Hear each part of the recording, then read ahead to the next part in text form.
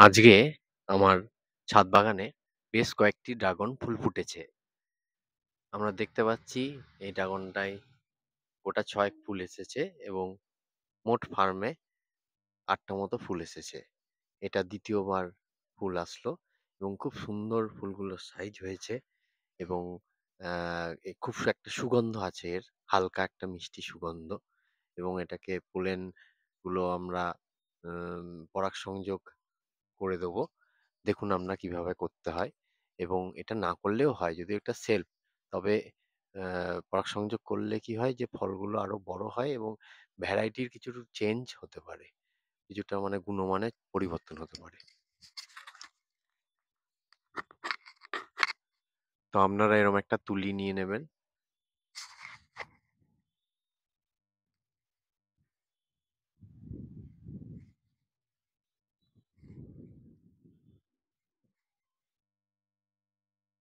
এরকম ভাবে যে এই পরাগ রেণুগুলো আমরা দেখতে পাচ্ছেন এরকম সুন্দর একটা সোনালী গুঁড়ো গুঁড়ো হয়।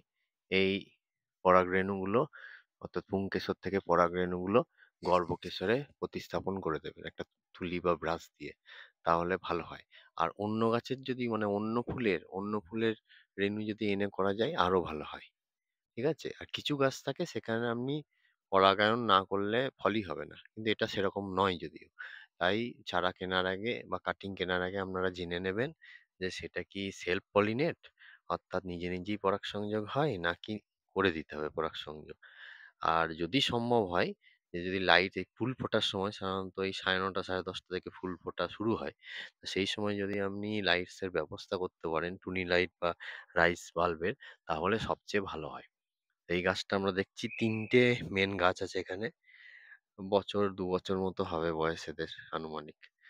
আর আরো যে জায়গাগুলো আছে সেগুলো আমরা দেখে নেবো। দেখুন এখানে একটা ফুল এসেছে, এইটা সম্ভবত সিয়াম রেড বা সি ভ্যারাইটি, বেশ বড় বড় ফল হয়।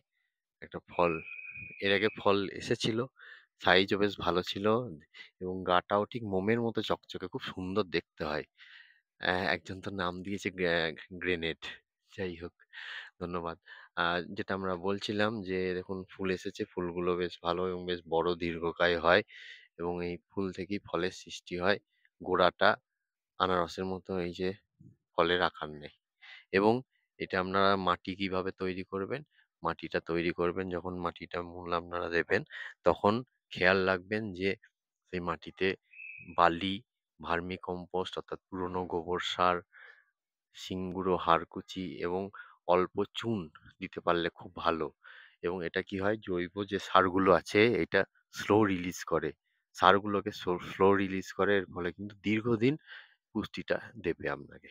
আর বর্ষাকালে যেটা হয় ড্রেনেজের ফলে কি হয় যে পুষ্টিগুলো ধুয়ে চলে যায়। সেই কারণে যে একবার ফল ফুল আসার পরে কিন্তু আপনাকে পরিচর্যা করতে হয়। গাছগুলো একটু স্ট্রেসে চলে যায়, তাদের পুষ্টি পরিচর্যার স্পেশাল দরকার পড়ে। তখন এদেরকে ভিটামিন স্প্রে করতে হতে পারে বা আপনার ভিটামিন স্প্রে করতে হতে পারে বা অনুখাদ্য দিতে হতে পারে। ঠিক আছে? সেই সময় দেবেন আর গোড়ায় একটু করে সার দিয়ে দেবেন। এই যে দেখছি, আর পিঁমড়ে কিন্তু এদের একটা প্রধান শত্রু। পিঁমড়ে এদের ফল ফুলকে নষ্ট করে দেয়।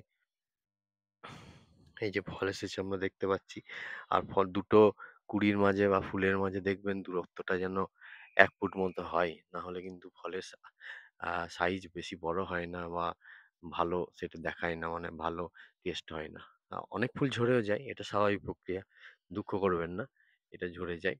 আর এর স্বাদ কিন্তু ড্রাগনের স্বাদ ড্রাগনকে দিয়ে বিচার করতে হবে বা অন্যান্য কোনো যে বিদেশি ফল দিয়ে বিচার করবেন, কিউই, অ্যাভোকাডো প্রভৃতি দিয়ে। ঠিক আছে? আম জাম দিয়ে কিন্তু করলে কিন্তু নিজেই ঠকে যাবেন। ড্রাগনকে ড্রাগন দিয়ে বিচার করবেন। আর হচ্ছে যে তবে ঘরের তৈরি ড্রাগন বা জৈব পদ্ধতিতে, অর্গানিক পদ্ধতিতে যে ড্রাগন তৈরি হয় সেইটা কিন্তু আপনার অনেক স্বাদ ভালো। ঠিক আছে? কেনাগুলো ওরা অনেক কি হয় যে বাণিজ্যিক কারণে সেগুলো হরমোন প্রয়োগ করে বা সেগুলোকে ফার্টিলাইজার প্রয়োগ করে, ছড়া কেমিক্যাল প্রভৃতি দেখার রং বাহারির জন্য, সাইজে বড়, কারণ মার্কেটে সাইজে বড়গুলো, সাইজ বড়র পিছনে প্লিজ ছুটবেন না। কারণ হচ্ছে যে সাইজ অসৎ উপায়ে অনেকে বড় করে। ঠিক আছে? টেস্টটা দেখবেন, তবে বাণিজ্যিক নানা কারণ থাকে। ধরুন একটা 1/2 কিলো ড্রাগন হয়ে যাবে। সেটা 1 কিলোয় ২ টো হয়তো হবে।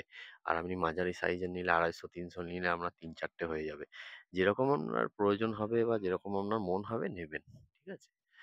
যাই হোক, আজকে এ পর্যন্তই। সবাই ভালো থাকবেন। সবারই সুস্থতা প্রার্থনা করি এবং সবাই ভালো করে বাগান করুন। আজকে এখানেই, আবার দেখা হবে পরের কোনো ভিডিওতে।